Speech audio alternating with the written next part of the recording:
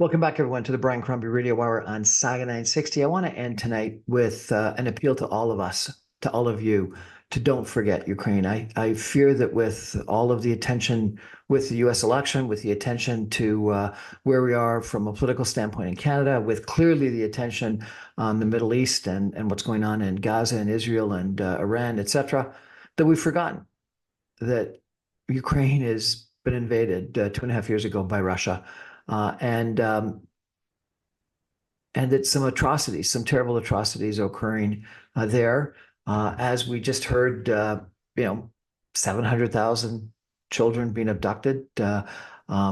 It's astounding to contemplate a quarter or a tenth of that number, let alone if that number is actually accurate.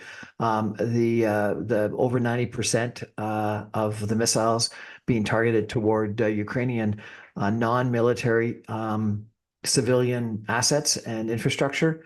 The incredible devastation of the Ukrainian land, cities, infrastructure, homes, apartments, etc. And the right that someone thinks they have to invade another sovereign country and impose their will and subjugate them, and the war crimes and the sexual abuse, the murder, the starvation, the destruction, we could go on for a long period of time.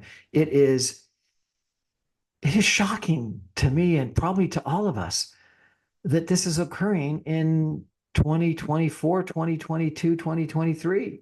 I thought this was 1945 and done.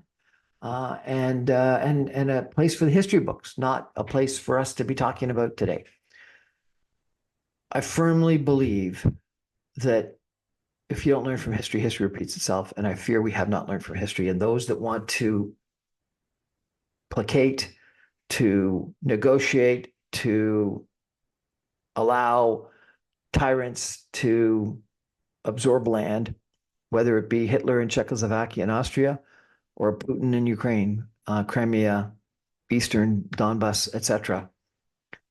You don't negotiate with those types of people, and you don't give in, because if you do, they'll keep coming back for more. So I think we need to stand up for Ukraine, effectively thereby stand up to Russia and tyrants. I think that negotiation, appeasement, compromise in this situation is not the right strategy. In fact, is clearly the wrong strategy. Didn't work in World War II. I'm not sure if it's ever worked.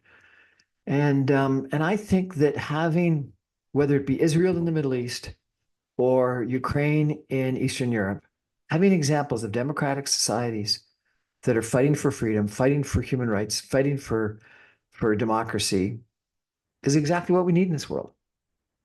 And we should be supporting them with a lot more commitment, effort, money, etc., than we do today.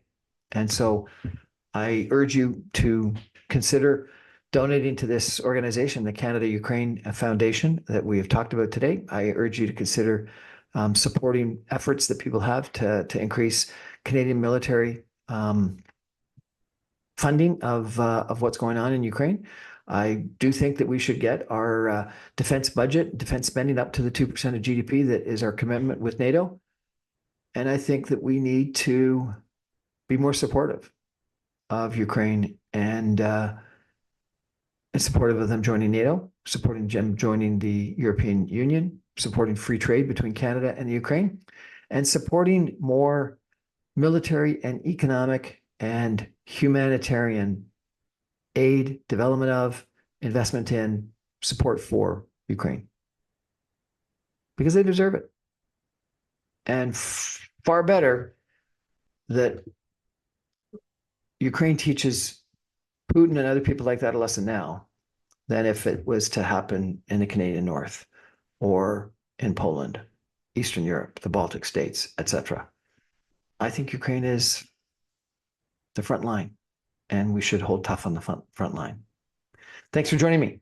I remind you I'm on every Monday through Friday at 6 o'clock on 960 AM. You can stream me online at briancrombie.saga960am.ca. All my podcasts and videos are available on my website, briancrombie.com, on social media, on my YouTube channel. Please subscribe to it, and on podcast servers.